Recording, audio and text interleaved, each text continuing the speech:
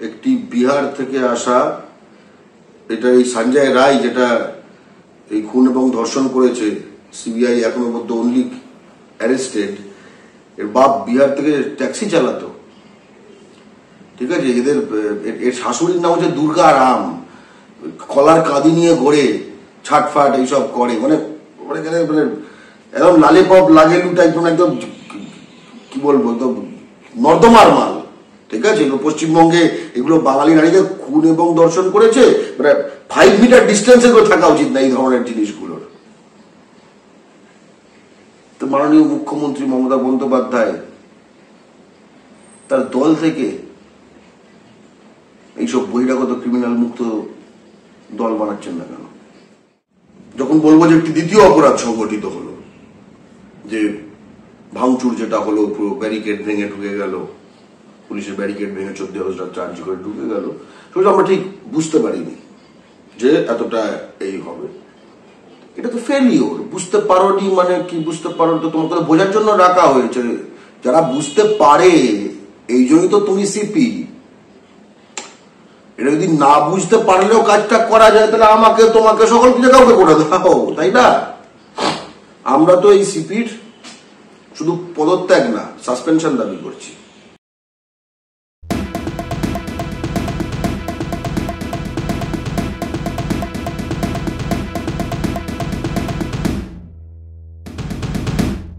চীনা সাংস্কৃতিক বিপ্লবের সদর দপ্তরে কামান দাগো বলে একটি স্লোগান দিয়েছিল মাও সেতুং। এবার সদর দপ্তরটা তো আসলে, মানে মাও সেতুং বিনা সদর দপ্তর তো কল্পনা করা যেত না। আমি প্রথমত যে কথাটা বলতে চাই, যে কোনো ভারতীয় যুক্তরাষ্ট্রের যে কোনো একটি রাজ্যে আইন শৃঙ্খলা, যার ফলে কোনো যদি অপরাধ ঘটে, ঠিক আছে, সংগঠিত হয়, এবং এটাই ভয়ঙ্কর একটি অপরাধ সংগঠিত হয়েছে, এটা যদি না ঘটে এটা দেখার দায়িত্ব কার? অবশ্যই রাজ্য সরকারের, অবশ্যই রাজ্য সরকারের। এছাড়া কার? এর প্রশ্ন হচ্ছে এছাড়া কার, তাই না? যদি বলা হয় সকলের দায়িত্ব, তাহলে তো স্বরাষ্ট্রমন্ত্রী অর্থাৎ পুলিশ মন্ত্রীর দায়িত্বে সকলে থাকতো, তাই না? একটা ব্যক্তি যখন দায়িত্বে আছে, দায়িত্ব তার। এটা নিঃসন্দেহে বলা যায় যে এই ঘটনা মানে আরজি করে যে বাঙালি ডাক্তার কন্যার কে খুন এবং ধর্ষণ করেছে বিহার থেকে আসা বিহারি দেশওয়ালি ফ্যামিলির একটি হায়না সঞ্জয় রায়, কাঁধে কলার কাঁদি নিয়ে ছাট করে, ঠিক আছে, এইসব টাইপের এলিমেন্ট। তো এটা এই ঘটনা এবং তারপরে যে আন্দোলনগুলো ঘটছে, যে আন্দোলনে বাংলা পক্ষ শরিক, এতে মুখ্যমন্ত্রীর, স্বরাষ্ট্রমন্ত্রীর রূপে যে ভাবমূর্তি, সেটা কি ক্ষুণ্ণ হয়েছে? অবশ্যই ক্ষুণ্ণ হয়েছে। একটা রাজ্যে যে কোনো যখন এরকম বিগ ফোকাস, বড় একটি ফোকাস পাওয়া অপরাধ সংগঠিত হয়, সেখানে রাজ্য সরকারের যে অংশ বিশেষ করে সম্পৃক্ত থাকে, সেটা হচ্ছে আইন শৃঙ্খলা, পুলিশ, এবং তার ভাবমূর্তি তো অবশ্যই হয়। আমাদের দেখলাম কলকাতা পুলিশের কমিশনার সবার ইউপির, সে বলেছে, বিনীত গোয়াল, সে বলেছে যে 14ই আগস্ট রাত্রি, এটা অবশ্য অপরাধের পরে, যখন বলবো যে একটি দ্বিতীয় অপরাধ সংগঠিত হলো, যে ভাঙচুর যেটা হলো, পুরো ব্যারিকেড ভেঙে ঢুকে গেল, পুলিশের ব্যারিকেড ভেঙে 14,000 চার্জ করে ঢুকে গেল, সেটা আমরা ঠিক বুঝতে পারিনি যে এতটা এই হবে। এটা তো ফেলিওর। বুঝতে পারোনি মানে কি? বুঝতে পারো তো, তোমাকে বোঝার জন্য রাখা হয়েছে। যারা বুঝতে পারে এই জন্যই তো তুমি সিপি। এটা যদি না বুঝতে পারলেও কাজটা করা যায়, তাহলে আমাকে, তোমাকে, সকল কিছু কাউকে করে দাও, তাই না? আমরা তো এই সিপির শুধু পদত্যাগ না, সাসপেনশন দাবি করছি।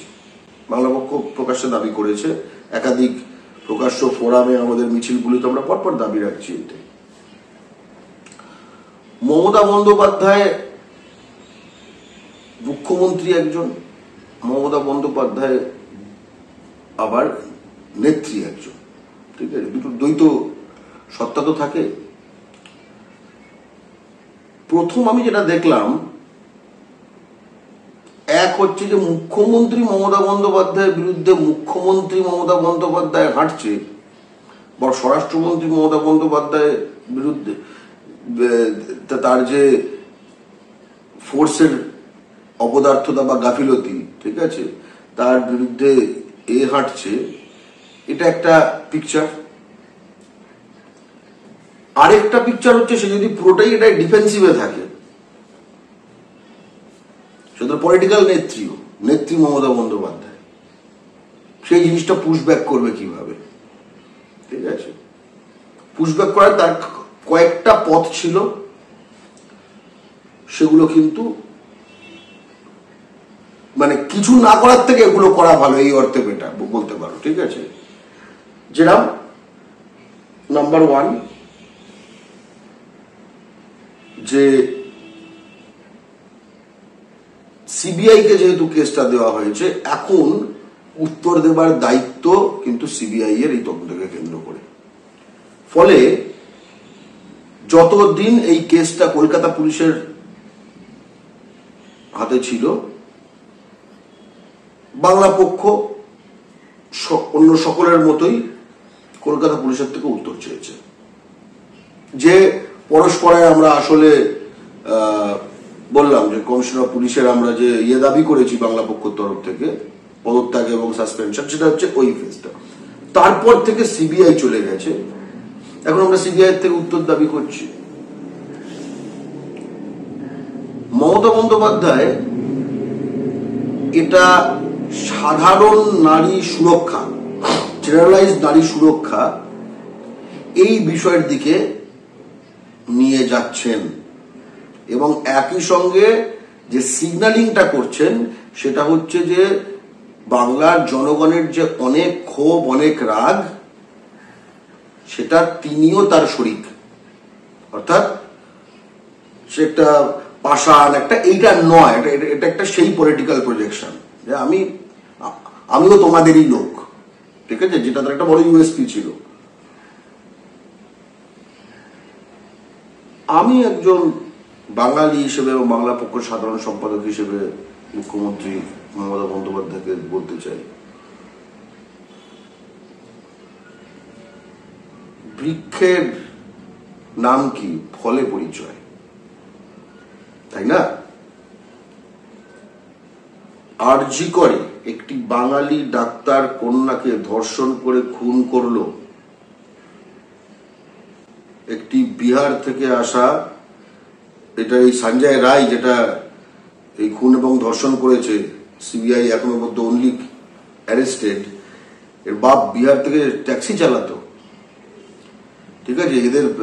এর শাশুড়ির নাম হচ্ছে দুর্গা রাম, কলার কাঁদি নিয়ে ঘোরে, ছাটফাট এইসব করে, মানে একদম লালিপপ লাগেলুটা একদম কি বলবো, একদম নর্দমার মাল, ঠিক আছে। পশ্চিমবঙ্গে এগুলো বাঙালি নারীদের খুন এবং ধর্ষণ করেছে, মানে 5 মিটার ডিস্টেন্সে থাকা উচিত না এই ধরনের জিনিসগুলোর। তো মাননীয় মুখ্যমন্ত্রী মমতা বন্দ্যোপাধ্যায় তার দল থেকে এইসব বহিরাগত ক্রিমিনাল মুক্ত দল বানাচ্ছেন না কেন? এটা আমার প্রশ্ন। বৃক্ষের নাম কি? ফলে পরিচয়। আপনারা দেখছেন আওয়াজ, রোজকারের হক কথা। ফর মোর আপডেটস অ্যাবাউট আওয়াজ, please subscribe our YouTube channel.